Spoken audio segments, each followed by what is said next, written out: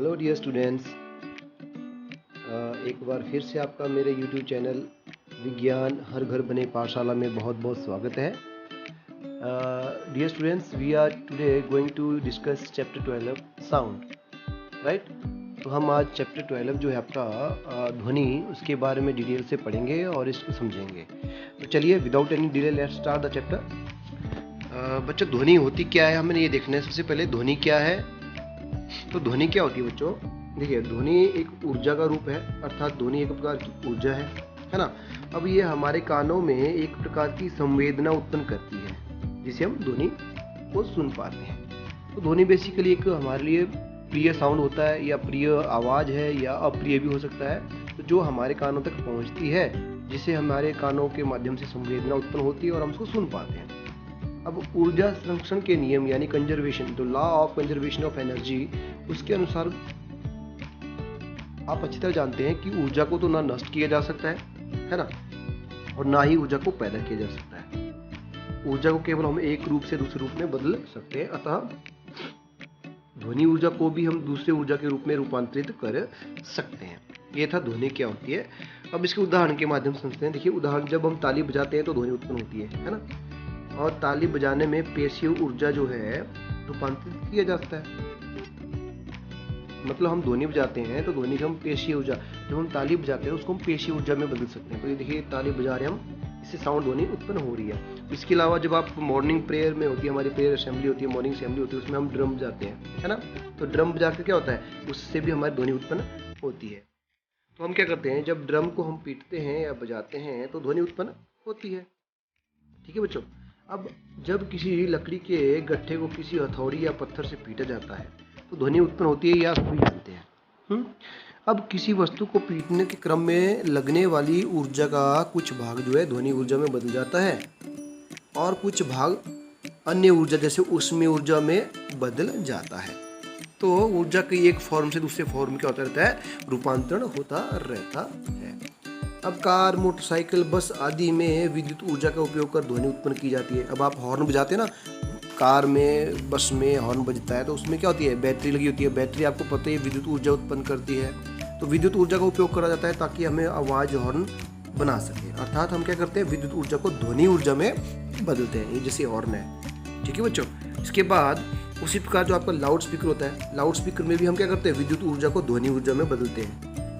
तो किसी ध्वनि का एक फॉर्म से दूसरी फॉर्म में बदलना, transformation of one kind of energy into another kind of energy is the law of energy conservation, right. So we can say that energy can neither be created nor can be destroyed, but only can convert from one form of energy into another. That is called the law of conservation of energy. तो ये था ध्वनि के बारे में बच्चों। अब ध्वनि का उत्पादन देख लेते हैं। ध्वनि उत्पन्न कैसे होती है, तो ये आप पहले भी पढ़ चुके हो पिछली कक्षाओं में।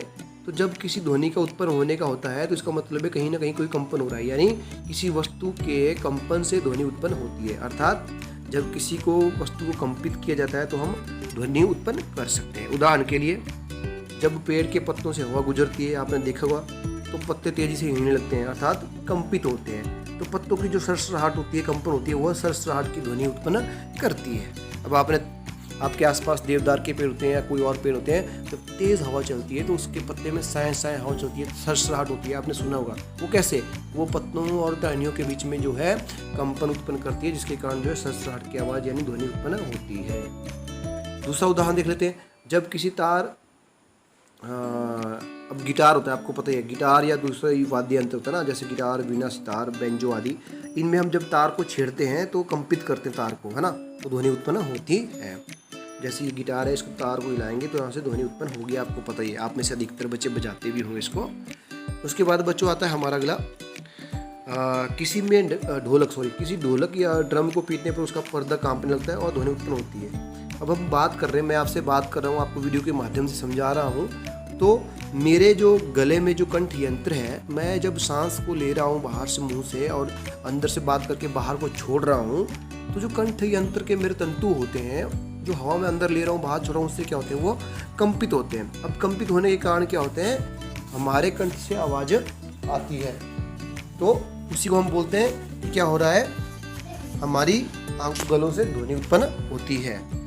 इसी तरह बच्चों एक मधुमक्खी उड़ते समय अपने पंखों को बहुत जोर से हिलाती है, जैसे चित्र में दिखाई दे रहा है। तो उसका मतलब क्या हुआ, उसके पंखों में भन-भनाने की आवाज़ हमारे कानों में तभी पहुंचती जब उसके पंखों में कंपन होता है। तो चिड़िया की फड़फड़ाहट की आवाज़। अब बच्चों जब कोई चिड़िया अपने पंखों को फड़फड़ाती है तो ध्वनि उत्पन्न होती है। जब एक तने हुए रबर बैंड को छोड़ा जाता है ना, तो उसकी भी कंपन उत्पन्न होता है और ध्वनि उत्पन्न होती है। अतः हम अब इन उदाहरणों के द्वारा कंक्लूजन पे, निचोड़ पे, निष्कर्ष पे पहुंचते हैं कि किसी वस्तु को या कंपित या कंपायमान करके ध्वनि उत्पन्न की जा सकती है। तो इस प्रकार हमें ध्वनि उत्पन्न करने के लिए किसी भी वस्तु को कंपित करना पड़ता है। तो ये अब ये पढ़ेंगे हम आगे। ये तो था ध्वनि का उत्पन्न होना, ध्वनि क्या है। अब देखेंगे हम ध्वनि का संचरण क्या होता है, यानी ध्वनि एक स्थान से दूसरे स्थान तक कैसे जाती है। देखिए, स्रोत से ध्वनि का हमारे कानों तक पहुंचना ध्वनि का संचरण कहलाता है। ध्वनि का संचरण क्या होता है बच्चों, किसी भी सोर्स से जब ध्वनि उत्पन्न होती है, उस सोर्स से ध्वनि उत्पन्न होकर हमारे कानों तक जब पहुंचती है, हमें सुनाई देती है, तो इसी को हम ध्वनि का संचरण कहते हैं। यानी ध्वनि का एक स्थान से दूसरे स्थान तक पहुंचने को ध्वनि का संचरण कहा जाता है। अब निर्वात में ध्वनि का संचरण नहीं होता। निर्वात का मतलब होता है ऐसा स्थान जहाँ पे कोई बीच में माध्यम ही ना हो, माध्यम रहित स्थान को हम बोलते हैं निर्वात। तो ध्वनि एक स्थान से दूसरे स्थान नहीं जा सकती है। ध्वनि एक जगह से दूसरी जगह जाने के लिए माध्यम का होना अत्यंत आवश्यक है। अब वह पदार्थ बच्चों जिस होकर ध्वनि का संचरण होता है उसे हम माध्यम कहते हैं। ऐसा पदार्थ जिसके द्वारा ध्वनि का संचरण होता है उसे वो माध्यम कहते हैं। अब ये माध्यम गैसीय भी हो सकता है, तरल भी हो सकता है और ठोस भी हो सकता है। ये तीनों में से कोई एक हो सकता है। अब इसके बाद होता है ध्वनि का संचरण कैसे होता है। देखिए, ध्वनि एक माध्यम के द्वारा स्रोत से सुनने वाले के कानों तक पहुंचता है। अब हम जानते हैं, मैंने आपको पहले बता दिया बच्चों कि माध्यम छोटे छोटे कणों से बने होते हैं। ध्वनि माध्यम के कणों द्वारा स्रोत की जगह पहुंचते हैं। अब देखो, हवा में कण है, मैं आपके हवा की बात करता हूँ। तो हवा में जो कण है, मेरे मुंह के पास जो हवा के कण है, मैं जब बोल रहा हूँ तो मेरे मुंह से जो है फोर्स यानी बल जा रहा है हवा के माध्यम से।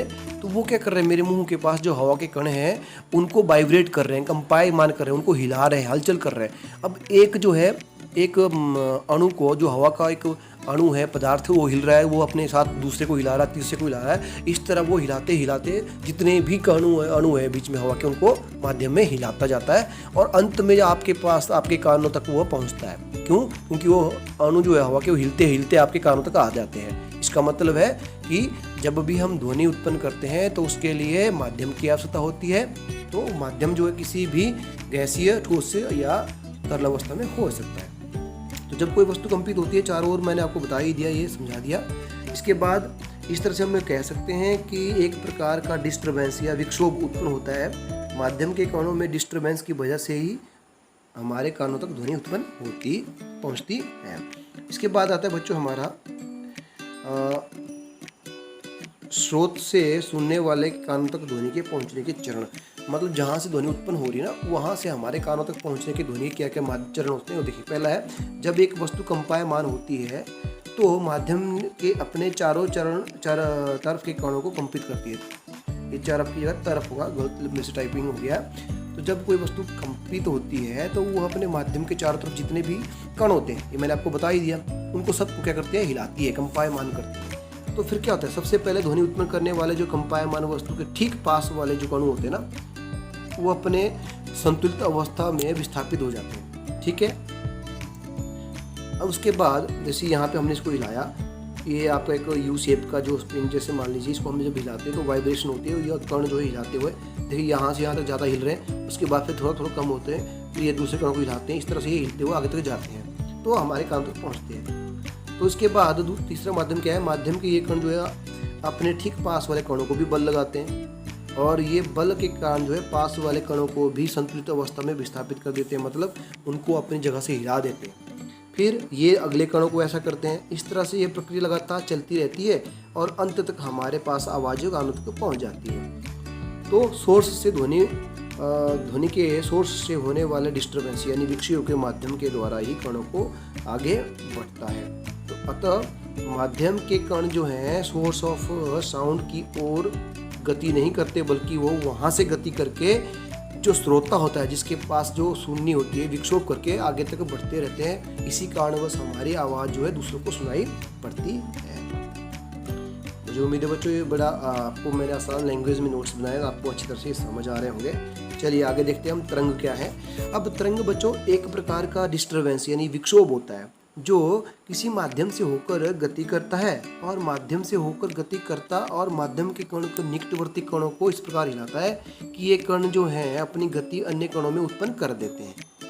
माध्यम के कण स्वयं आगे तो नहीं बढ़ पाते, लेकिन माध्यम के कणों द्वारा दूसरा जो विक्षोभ उत्पन्न होता है वह दूसरे कणों को हिलाता रहता है और ये डिस्टर्बेंस आगे बढ़ती रहती है। ठीक है।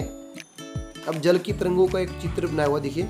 जल को तरंग हिलते हुए तो वो हिलती हुई लहरें होती है ना, ऐसे हिलती जाती हैं, आपने देखा होगा। आप जल में जो है एक उंगली डाली हिलाइए तो यहाँ से आपने लहरें उत्पन्न की तो वो आगे तक जाती रहती, कहाँ तक जाएगी? ये जल का जो किनारा होगा वहाँ तक। अब आप एक तालाब है, उसमें बीच तालाब में कंकड़ फेंकिए, पत्थर फेंकिए, तो वहाँ से जब लहरें उठेगी ऐसे, आपने देखा होगा वो बीच में गायब हो जाती है?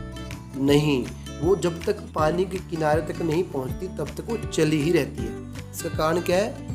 इसका कारण वही है विक्षोभ, डिस्टर्बेंस। जहाँ हमने सेंटर में एक पत्थर फेंका वहाँ से डिस्टर्बेंस उत्पन्न हुआ, वो आगे तक जाता रहता है और किनारे तक जब तक पहुँच नहीं पाता तब तक वो चला ही रहता है। ठीक है बच्चों, तो ये मैंने आपको बता दिया। इसके बाद आता है तरंगों के प्रकार। तरंगों दो प्रकार में बांटा जा सकता है, लॉन्गिट्यूडिनल वेव या अनुदैर्ध्य तरंगे और अनुप्रस्थ वेव यानी ट्रांसवर्स वेव यानी अनुप्रस्थ तरंग। तो ये दो तरंगे होती है आपकी, अनुदैर्ध्य और ट्रांसवर्स तरंगे। पहले आता है हमारा अनुदैर्ध्य तरंगे या लॉन्गिट्यूडिनल वेव्स। देखिए बच्चों, तरंग बेसिकली जिस माध्यम के कणों को विस्थापित या विक्षोभ करती है वो संचरण की दिशा में समांतर होता है और अनुदैर्ध्य तरंग कहलाता है। यानी वे तरंग जिसमें माध्यम के कणों का विस्थापन विक्षोभ या डिस्टर्बेंस के संचरण या मूवमेंट की दिशा में समांतर होता है। यानी जिस दिशा में जो आपके माध्यम के कण विक्षोभित हो रहे होते हैं उस दिशा में तरंग जाती है तो उसको बोलते हैं हम अनुदैर्ध्य तरंग या लॉन्गिट्यूडिनल वेव। ठीक हुआ। इसको हम इस तरह से देखते हैं, जैसे यहाँ से तरंग गई तो आगे तक जा रही है, तो ये जिस माध्यम में कण जा रहे हैं इस तरफ से, तो इस तरफ से आपके क्या जाएंगे, ये ध्वनि तरंगे भी उत्पन्न हो रही है। इसी को ही आपके बोलते हैं हम अनुदैर्ध्य तरंगे। दूसरा आता है आपका अनुप्रस्थ तरंग या ट्रांसवर्स वेव। बच्चों इसमें क्या होता है, वे तरंगे जिनमें माध्यम के कण अपनी माध्य स्थितियों पर तरंग के संचरण की दिशा में लंबवत गति करते हैं उन्हें अनुप्रस्थ या ट्रांसवर्स वेव कहते हैं। मान लीजिए आपके माध्यम के कण जो है इस तरह से घूम रहे हैं, लेकिन इस पे इसके लंबवत जो है गति करते हैं आपके क्या, आपके तरंग संचरण, तो इसको बोलेंगे हम फिर अनुप्रस्थ तरंग या ट्रांसवर्स वेव। ठीक है बच्चों, यहाँ तक आपको अच्छी तरह से समझ आ गया होगा। अब चलते हैं आगे बढ़ते हैं हम। अब ध्वनि एक तरंग है। देखिए बच्चों, ध्वनि एक तरंग है। किसी भी माध्यम के से ध्वनि के संचरण के क्रम में ठीक उसी तरह की लहरें उठती है जिस तरह लहरें तालाब में उठती है पत्थर फेंकने से। तो मैं ये आपको समझा दिया और इसी कारण से ध्वनि को तरंग की तरह देखा जा सकता है। तो ध्वनि को हम तरंग की तरह देख सकते हैं क्योंकि जिस प्रकार माध्यम में कोई पत्थर फेंकते हैं हम लिक्विड में या तरल में या समुद्र में या तालाब में, वहाँ से लहरें उठती हैं, तो उसी तरह से जो है इनको हम तरंग मान सकते हैं। तो ध्वनि तरंगे माध्यम के कणों की गति के द्वारा अभिलक्षित की जाती हैं और ये यांत्रिक तरंगे कहलाती है। अब ध्वनि की तरंगे कैसी तरंगे होती हैं? देखिए, ध्वनि अनुदैर्ध्य तरंग है। हम अधिकांश प्रकार की जो आवाज़ें होती है बच्चों ना हवा के माध्यम से ही सुनते हैं। अब उदाहरण के लिए किसी के बोलने की आवाज़, आप किसी की बोलने की आवाज़ ले लीजिए, या टेलीविज़न जब आप गाने लगाते हो, टीवी लगाते हो या आप म्यूजिक सिस्टम लगाते हो तो उनकी आवाज़ जो है आपके कानों तक पहुंचती है ना। तो वो कहाँ से पहुंचती है? वो म्यूजिक सिस्टम से जनरेट हो रही है, फिर आपके बीच और म्यूजिक सिस्टम के बीच में माध्यम है यानी हवा का माध्यम, तो हवा के कण वाइब्रेट होकर आपके कानों तक पहुंचते हैं जिस कारणवश आपको वो ध्वनि सुनाई पड़ती है। अब यहाँ पे ध्वनि का संचरण जो है हवा के माध्यम से हुआ, क्योंकि ध्वनि यांत्रिक तरंग है, अतः बिना माध्यम के ध्वनि तरंगों का संचरण कभी नहीं हो सकता। अर्थात बिना माध्यम से ध्वनि तरंगे एक स्थान से दूसरे स्थान तक नहीं जाती है, इसलिए ध्वनि क्या है? एक अनुदैर्ध्य तरंग है। अब ध्वनि तरंग किस प्रकार चलती है, यानी the path of the sound wave देख लेते हैं। तो ध्वनि किसी कंपायमान यानी वाइब्रेटेड वस्तु के द्वारा उत्पन्न होती है, ये आप जान चुके हैं। जब कोई वस्तु जो है वाइब्रेट में आती है, वाइब्रेशन करती है, तो उसका कंपन जो है ना, उसका वाइब्रेशन जो है आगे की ओर फॉरवर्ड की तरफ जाता है। तो अपर के सामने की वायु को वो धक्का देके क्या करती है, कंप्रेस, संपीड़ित कर देती है, और इस प्रकार एक उच्च दाब वाला क्षेत्र उत्पन्न हो जाता है। हाई प्रेशर वाला एक आपका एरिया जनरेट वहाँ पे हो जाता है। तो इसी उच्च दाब यानी हाई प्रेशर के क्षेत्र को हम बोलेंगे संपीड़ित या कंप्रेशन या सी। ठीक है। अब कंप्रेशन को अंग्रेजी भाषा के सी अक्षर से लिखा जाता है। यह संपीड़न या कंप्रेशन जो है, जो वाइब्रेटेड वस्तु है उसको दूर से आगे की ओर करता है, दूर आगे की ओर करता है। अब क्या होता है, जब वाइब्रेटेड जो आपकी ऑब्जेक्ट है वो पीछे की ओर गति करता है, तब माध्यम के कणों में एक लोअर प्रेशर का क्षेत्र बनता है जिसको बोलते हैं आप विरलन या रेयरफैक्शन, विरलन या रेयरफैक्शन जिसे बोलते हैं हम आर। ठीक है। अब ये विरलन या रेयरफैक्शन को अंग्रेजी भाषा के आर सबसे लिखा जाता है। ये कब होता है, जब वो पीछे की ओर गति करती है तो एक आपका लो प्रेशर का एरिया बनाती है। तो दो चीज़ें हमने देखी बच्चों, आपकी आगे कंपन करते हुए वस्तु संपीड़ित होकर आपकी जो है संपीड़ित होती है, और पीछे की ओर गति करती हुई वो विरलन में आती है। तो इस संपीड़न और विरलन को ही हम ध्वनि तरंगे जनरेट करने का कारण मानते हैं। इसके कारण ही एक ध्वनि उत्पन्न होती है, यानी आर और सी से। तो संपीड़न या कंप्रेशन का माध्यम के कणों में उच्च दाब क्षेत्र का संपीड़न कहलाता है, और विरलन या रेयरफैक्शन जो है माध्यम के कणों में निम्न दाब का क्षेत्र जो है विरलन या रेयरफैक्शन कहलाता है। बच्चों ये डेफिनेशंस आपने याद करनी है, ये आती है एग्जाम में। ठीक है। और बहुत ज़रूरी पॉइंट्स हैं, आपने जो जो पॉइंट्स मैंने आपको बताया ये नोट करने हैं, आपने अंडरलाइन करने हैं और कॉपी में लिखने भी हैं। अब आता है माध्यम का घनत्व तथा ध्वनि का वेग। तो बच्चों माध्यम का घनत्व और ध्वनि का वेग देख लेते हैं। देखिए आपको मैंने पहले बता दिया, किसी माध्यम के कणों का अधिक घनत्व, अधिक दाब और कम घनत्व वाला दाब जो है दर्शाता है कि इस ध्वनि का संचरण जो है, प्रोपोगेशन जो है, घनत्व संचरण के रूप में देखा जा सकता है। ठीक है। अतः ध्वनि का वेग जो है ठोस से सबसे अधिक तथा हवा में सबसे कम होता है। अब ध्वनि का वेग जो है ठोस से कम तथा हवा में अधिक होता है। ठीक है बच्चों। तो ध्वनि जो है ठोस में जो है इसका माध्यम जहाँ ठोस हो तो ध्वनि का जो है वेग जो है ठोस में कम होता है और हवा में अधिक होता है। ठीक है बच्चों। अब ध्वनि निर्वात का अर्थात तो वैक्यूम में संचरण नहीं होता है, जहाँ पे माध्यम नहीं वहाँ पे ध्वनि का संचरण नहीं होता है, आपको पता ही नहीं जाती है। ठीक है। अब ध्वनि के चलने या संचरण के लिए माध्यम की आवश्यकता होती है, आपने देख लिया है। ध्वनि के लिए माध्यम गैसीय भी हो सकता है, ठोस भी हो सकता है और तरल भी हो सकता है, यानी बिना माध्यम से ध्वनि गति नहीं कर सकती। ठीक है। अब इसके लिए आप प्रयोग कर सकते हो, किस प्रकार जो ध्वनि के दर्शाने के लिए आप एक प्रयोग कर सकते हो कि ध्वनि माध्यम में ही ट्रैवल करती है। तो आप क्या करेंगे, एक विद्युत घंटी, तार, स्विच, विद्युत सेल, कांच का एक वायु रुद्ध बेल जार, एक वैक्यूम पंप, ये चीज़ें ले सकते हैं। और इसको इस प्रकार एक इस तरह से हम जोड़ेंगे जैसे चित्र में आपको दिखाया हुआ है। ठीक है। एक बेल जार लेंगे, साथ में इलेक्ट्रॉनिक बॉल भी है। ठीक है। कॉर्क लगा लेंगे और यहाँ पे हम एक इलेक्ट्रिक कनेक्शन दे देंगे बिजली का, और नीचे जो आपका वैक्यूम पंप होगा। इसमें क्या करेंगे बच्चों, हम सबसे पहले तो विद्युत घंटी को वायु रुद्ध बेल जार के चित्र के अनुसार लगा लेंगे। दूसरा, उसके बाद विद्युत घंटी को विद्युत सेल से जोड़ देंगे। तीसरा, वैक्यूम पंप द्वारा बेल जार को जोड़ दिया जाएगा।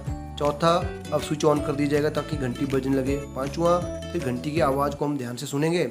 और छठा, हम निर्वात पंप यानी जो वैक्यूम बनाता है, यानी हवा निकालने का पंप, जिसके द्वारा हम धीरे धीरे बेल जार की हवा बाहर निकाल लेंगे।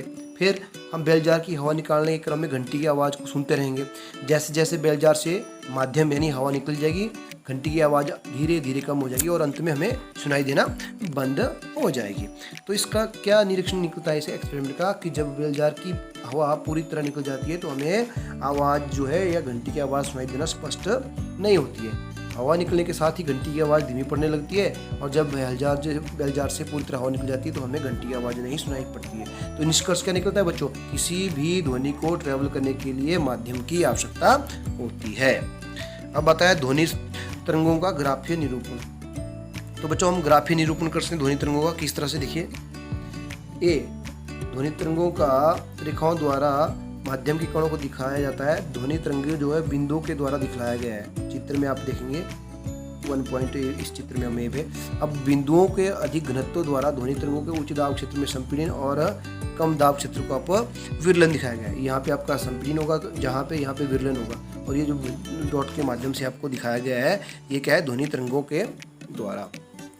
अब दूसरा है आपका, इस तरह से दिखाया इसको हम, इसमें क्या दिखाया गया है, देखिए इसमें दिखाया गया है कि जो आपकी ध्वनि तरंगों का उदर्ग रेखाओं यानी उसमें हमने जो रेखा है ऊपर तरफ उनको हम वर्टिकल लाइन के रूप में ध्वनि तरंगों को दिखाया गया है। अब वर्टिकल लाइन में माध्यमों के कणों को दर्शाती है, ठीक है। रेखाओं के अधिक घनत्व और उच्च दाब क्षेत्र को हम कम घनत्व और वाले क्षेत्र द्वारा ध्वनि उत्पन्न के निम्न दाब क्षेत्र को दिखाया गया है। तो बच्चों, ध्वनि तरंगों का उच्च घनत्व तथा उच्च संपीड़न, यानी उनका जो है कंप्रेशन ज़्यादा हो, उसी को हम कंप्रेशन या संपीड़न कहलाते हैं। तो इसको हम सी बोलते हैं, पहले पढ़ चुके हैं। और जहाँ पे कम हो उसको हम विरलन कहते हैं। तो बच्चों, ध्वनि तरंगों का जो हम इस तरह से हम दिखा सकते हैं, ये आपका एक वेवलेंथ के रूप में होती है, इस तरह से, ठीक है। इस तरह से जो चित्र में दिखाया गया आप देख सकते हैं। इसको बोलेंगे हम, जो एक वेव चलती है ऐसे, ठीक है बच्चों, ऐसे। तो ये जो आपका बना, इसको बोलेंगे हम thrust, peak, sorry, chest, crest, इसको बोलते हैं हम क्रेस्ट। और जो नीचे वाले बनते हैं आपके ये वाले, इसको बोलते हैं हम थ्रू या वैली, ठीक है। तो ये दो चीजें आपकी क्रेस्ट और थ्रू। अब ध्वनि तरंगों में लहरों जैसी रेखाएं दिखाई गई है, इनको हम संपीड़न घाटी का विरलिंग क्षेत्र भी कहते हैं। तो इनको हम क्या बोलते हैं, श्रृंग घाटी या गर्त घाटी। जैसे ये आपको बता दिया, ये आपकी श्रृंग घाटी है और ये आपकी गर्त घाटी है, ठीक है। तो इसके बाद आता है बच्चों हमारा ध्वनि तरंगों के अभिलक्षण क्या होते हैं। तो पहला आता है आपका तरंग दैर्ध्य या वेवलेंथ, ठीक है। तो इसका क्या होता है बच्चों, दो क्रमानुगत संपीड़ित विरलन या दो क्रमानुगत शिखर के बीच की दूरी को हम तरंग दैर्ध्य करते हैं। ये इसको बोलते हैं वेवलेंथ बच्चों। जो ऊपर हमारी जो क्रेस्ट है, उन दोनों के बीच की जो दूरी होती है उसको बोलते हैं हम वेवलेंथ या तरंग दैर्ध्य। उसको लैम्डा से लिखा जाता है, इसको लैम्डा अक्सर बोलते हैं, इसको डिनोट किया जाता है लैम्डा से, इसको बोलते हैं हम लैम्डा, ठीक है बच्चों। लैम्डा इस तरह से लिखा जाता है, याद रखना, अपने वेवलेंथ को लैम्डा से दिखाया जाता है। और जो आपकी दूसरी है आवृत्ति या फ्रीक्वेंसी जिसे बोलते हैं। तो एकांक समय में होने वाली घटना की संख्या, यानी जो एक समय में जितनी घटना होती है उसकी संख्या की जो संख्या होती है या घटनाओं की, उसी को हम आवृत्ति या फ्रीक्वेंसी कहते हैं। यानी एक समय में कितनी बार ध्वनि उत्पन्न हो रही है, that is called the frequency of the sound. तो एकांक समय में दोलनों की कुल संख्या को हम ध्वनि तरंग की आवृत्ति कह सकते हैं। अब एक समय में, दिए गए समय में जो जितने भी दोलन होते हैं आपके, उनको हम बोल सकते हैं ध्वनि तरंग की आवृत्ति, ठीक है बच्चों। यदि हम प्रति एकांक समय में अपने पास से गुजरने वाले संपीड़ित या विरलनों की संख्या की गणना करें तो हमें ध्वनि तरंग की आवृत्ति ज्ञात हो जाएगी। अब आवृत्ति को आपको पता है वी अक्षर से लिखा जाता है, जो फ्रीक्वेंसी है उसको हम वी अक्षर से नोट करते हैं, ठीक है। और इसका मात्रक है हर्ट्ज, HZ, ये आप पढ़ चुके हैं 8वीं कक्षा में डिटेल में। उसके बाद बच्चों आवर्तकाल आता है आपका, यानी आवर्तकाल को क्या बोला जाता है, देखिए, एक माध्यम के घनत्व के एक संपूर्ण दोलन में लिया गया समय। यानी एक दोलन जब होता है किसी माध्यम में किसी भी ध्वनि का, तो जितना भी समय लिया गया वो उसका आवर्तकाल कहलाता है। यानी एक ध्वनि उत्पन्न होने में जितना समय होता है उसको हम आवर्तकाल या इसको हम टी अक्षर से, टाइम से डिनोट कर सकते हैं। और आवृत्ति और आवर्तकाल में क्या संबंध है, V = 1/T, ये है संबंध। यानी फ्रीक्वेंसी क्या होती है, 1/, समय, लिया गया समय। उसके बाद आता है एम्पलीट्यूड ऑफ वेवलेंथ या आयाम। तो एम्पलीट्यूड क्या हुआ बेटो, किसी माध्यम में मूल स्थिति के दोनों ओर अधिकतम डिस्टरबेंस को ही हम क्या कहेंगे, उस वेवलेंथ का आयाम या तरंग का आयाम। किसी भी माध्यम में उसकी मूल यानी जो एक्चुअल पोजीशन है उसकी दोनों ओर अधिकतम और न्यूनतम विक्षोभ, जो अधिकतम विक्षोभ होता है ना, लेफ्ट और राइट दोनों साइड में, किसी भी पॉइंट से जहाँ से सोर्स ऑफ साउंड होता है वहाँ से, उसको हम बोलेंगे तरंग का आयाम या एम्पलीट्यूड ऑफ द साउंड। जैसे ये तो आपको पता ही लैम्डा है, यानी वेवलेंथ है, ठीक है। ये आपको पता ही है, यहाँ पे क्या बोला हम, इसकी फ्रीक्वेंसी कितने समय में हो रही है, लेकिन ये कितनी ऊपर गई है इसको बोलेंगे हम एम्पलीट्यूड। कितने ऊपर जाती है नीचे और ऊपर को, ये दैट इज कॉल्ड एम्पलीट्यूड, ठीक है बच्चों। ये हो गया। उसके बाद ध्वनि की प्रबलता और मृदुलता। तो जितना ध्वनि का मृदुलता होगी इसका मतलब है ध्वनि का आयाम उसका निर्धारित किया जाएगा। तो ध्वनि की प्रबलता कैसी होगी, जितनी वो प्रबल होगी उसकी उतना ही एम्पलीट्यूड ज़्यादा होगा, ठीक है। और जितना उसका प्रबलता कम होगी उसका एम्पलीट्यूड उतना ही कम होगा, ठीक है बच्चों। यानी हम ये कह सकते हैं कि अधिक आयाम वाली ध्वनि ज़्यादा प्रबल होगी और तेज होगी, और कम आयाम वाली ध्वनि बिल्कुल मृदु, सॉफ्ट और धीमी होगी। तो ये भी हो गया। अब उसके बाद उदाहरण देख लेते हैं बच्चों कि किसी चीज़ जैसे लकड़ी के बोर्ड पे धीरे धीरे मारने पर उत्पन्न हुई ध्वनि जो है धीमी होती है, अर्थात धीरे मारने पर कम ऊर्जा की ध्वनि जो है आयाम वाली ध्वनि को उत्पन्न करती है। अब देखिए यहाँ पे हम इस चित्र में दिखाया गया है कि बेसिकली ये वीडियो था, ये वीडियो मैंने अटैच किया था पर हो नहीं पाया, ये क्लिप था, आपको यहाँ पे दिखना था। एनीवे, तो इसके थ्रू हम जो है देख सकते हैं कि किस प्रकार महसूस कर सकते हैं कि ध्वनि उत्पन्न होती है। ठीक है बच्चों, तो ये था आपका मृदुल और तीव्र ध्वनि। फिर आता है तारत्व या पिच। ये भी जरूरी है कि क्या होता है। देखिए, तारत्व क्या होता है, ध्वनि का वह विशेष अभिलक्षण जिसके कारण विभिन्न प्रकार की ध्वनि का विभेद किया जाता है। यानी ऐसी क्वालिटी ऑफ साउंड है जिसके द्वारा हम डिफरेंट काइंड ऑफ साउंड्स में डिफरेंस कर सकते हैं। ठीक है, दैट इज कॉल्ड तारत्व यानी पिच। तो जैसे कि बांसुरी एक वायलिन से आ रही होती है, बांसुरी तथा वायलिन की आवाज़ होती है ना, वो तारत्व के कारण आसानी से पहचानी जा सकती है। यानी इनकी पिच कोई तीखी होती है, कोई मोटी होती है। इसी पिच के कारण एक बच्चे और एक व्यक्ति की आवाज़ में अंतर किया जाता है। कोई बच्चा चिल्ला रहा हो, कोई बड़ा मैच्योर पर्सन आवाज़ गा रहा हो, तो आप दोनों की आवाज़ सुनकर बता सकते हो कि कौन सी बच्चे की आवाज़ है। ये कैसे बता सकते हो? क्योंकि आपको उनकी जो पिच है, उनका तारत्व है, आपको लग जाता है पता कि यार ये आवाज़ जो है ना बड़ी बारीक जैसी आ रही है, मतलब इसकी पिच जो है बड़ी तिखी है, तो ये किसी बच्चे की आवाज़ है। और कोई मोटी जैसी आवाज़ है तो आप बोलोगे इसका तारत्व थोड़ा मोटा है, यह पिच थोड़ी हैवी है, तो ये किसी मनुष्य की आवाज़ या मैच्योर पर्सन की आवाज़ है। तो कहने का मतलब ये है कि जब आप किसी भी वस्तु के जो ध्वनि उत्पन्न होती है, उसकी जो पिच होती है, साउंड की जो उसकी फ्रीक्वेंसी या पिच बोलते हैं, तारत्व होता है, उससे पता लगा सकते हैं किस प्रकार की ध्वनि होती है। तो किसी भी ध्वनि तरंग की आवृत्ति को मस्तिष्क किस प्रकार अनुभव करता है, उसे इसका तारत्व कहते हैं। उसके बाद बच्चों ध्वनि की गुणता या टिम्बर आता है। अब हम यही इसको संगीत और श्रोत्र करेंगे, उसके बाद कल करेंगे बच्चों अगले वीडियो में। तो हाँ, इसमें देखिए अब एक आवृत्ति की ध्वनि को हम टोन कहते हैं। ठीक है, अनेक प्रकार की आवृत्ति या मिश्रण को ध्वनि उत्पन्न करती है, हम उसको स्वर या नोट कहते हैं। तो बेसिकली क्या होता है, जब दो ध्वनियों में अंतर करने में आता है तो अंतर करने में सहायता कौन करती है? ध्वनि की गुणता या टिम्बर या लय। तो ध्वनि का वह अभिलक्षण जो दो समान तारत्व या प्रबलता की दो ध्वनियों के बीच में अंतर करने में सहायता करे, उसे हम ध्वनि की गुणता या टिम्बर या लय कहते हैं। ठीक है, अब जो ध्वनि सुनने में कानों को प्रिय लगे अर्थात सुख दो, उस ध्वनि को हम क्या बोलते हैं? उसको हम बोलते हैं म्यूजिक या संगीत। ठीक है, उसको बोलते हैं हम संगीत। ऐसी ध्वनि जो कानों में सुनने में अच्छी लगे उसको संगीत बोलते हैं, और ऐसी ध्वनि जो कानों में सुनने में अप्रिय हो, खराब हो, उसको हम शोर कहते हैं। ठीक है बच्चों, उदाहरण के लिए आपको पता है कि वाद्य यंत्र की ध्वनि जो कलाकार बजाता है वो आप बड़ा संगीत बोलते हैं, बड़ा आनंद आता है। लेकिन वहीं जब बस और कार का हॉर्न तीखे जोर से बजता है तो वो भी ध्वनि, लेकिन उसको हम शोर कहते हैं। वो क्या होता है? हमारे कानों को अप्रिय लगता है। तो अब ध्वनि की गति या तरंग तेज। देखिए, तरंग की किसी बिंदु जैसे एक संपीड़न या विरल तथा द्वारा एकांत समय में तय की गई दूरी को हम ध्वनि की गति कहते हैं। अब ध्वनि की गति आपको पता ही है, v=1 टाइम होता है, आपको पता जानते हैं। और ध्वनि को हम लिखते हैं लैम्डा से, वेवलेंथ को। ध्वनि की गति क्या होगी? v=λ/v, यानी तरंग दैर्ध्य इंटू आवृत्ति, ये इसकी गति होगी। फिर ये कुछ उदाहरण के द्वारा दिया गया है, इसको आप देख सकते हैं बच्चों। वीडियो पॉज करें, इनको देख सकते हैं, आप आराम से नोट कर सकते हैं। उदाहरण दिया है मैंने यहाँ पे कि 5 किलोहर्ट्ज़ आवृत्ति का तथा 20 सेंटीमीटर तरंग दैर्ध्य वाले ध्वनि का वेग कितना होगा, तो आप ये चीज़ कर सकते हैं यहाँ से देख के। अगला उदाहरण भी इसी तरह से, तो ये हम स्किप करते हैं, आप देख लेना।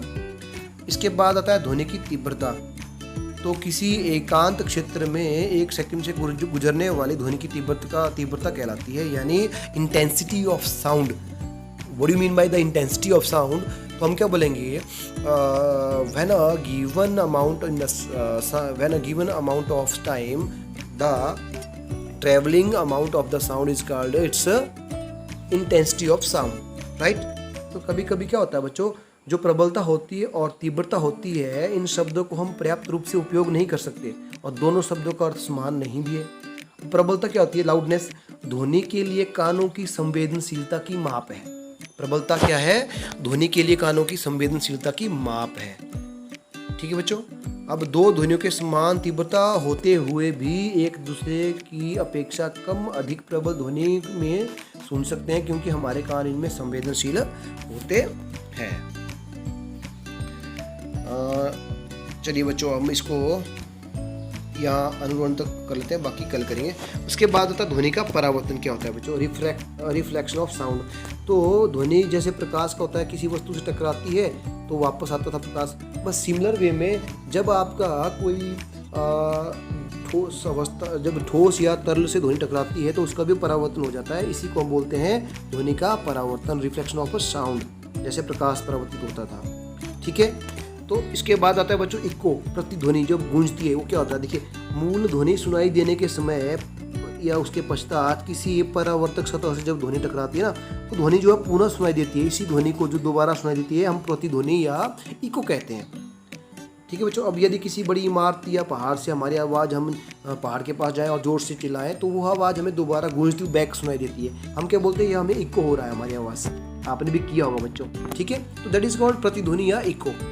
अब कई बार या बारंबार परावर्तन भी होता है। आपको पता है कई बार ध्वनि जो है, एक बार मान लीजिए आप 4-5 पहाड़ों के बीच में घिरे हो, आप एक बार किसी चीज़ से जोर से आवाज़ लगाते हो, वह किसी एक पहाड़ से टकराती है, फिर दूसरे पहाड़ से, फिर तीसरे पहाड़ से, तो इस प्रकार बार बार टकरा कर आपके कानों में आती है। इसका मतलब जब आप एक बार कोई आवाज़ निकालते हो आपको बहुत बार बार सुनाई पड़ती है। इसको बोलते हैं हम मल्टीपल इको, यानी बहुत बार परावर्तन होना। ठीक है, कई बार बारंबार परावर्तन। ठीक है। अब बच्चों ध्वनि के इसके लिए कुछ शर्तें होती है। प्रतिध्वनि के लिए क्या शर्तें होती है, देखिए हमारे मस्तिष्क में 0.1 सेकंड तक बनी रहती है। प्रतिध्वनि सुनने के लिए मूल ध्वनि का परावर्तित ध्वनि के बीच का समय अंतराल जो है वो 0.1 सेकंड अवश्य होना चाहिए। अब हम जानते हैं बच्चों 22 डिग्री सेल्सियस पर हवा की ध्वनि का वेग कितना होता है, 344 मीटर पर सेकंड होता है। ये ध्यान रखना आपने, 22 डिग्री सेल्सियस तापमान पर ध्वनि का जो वेग होता है 344 मीटर पर सेकंड होता है। ठीक है, और हमारे कानों तक पहुंचने के लिए कम से कम 0.1 सेकंड चाहिए होता है। तो ध्वनि द्वारा 0.1 सेकंड में दूरी कितनी होगी, 344 मीटर पर सेकंड इंटू 0.1 यानी 34.4 मीटर, ये होगी ध्वनि की स्पीड। ठीक है, ये सॉरी दूरी।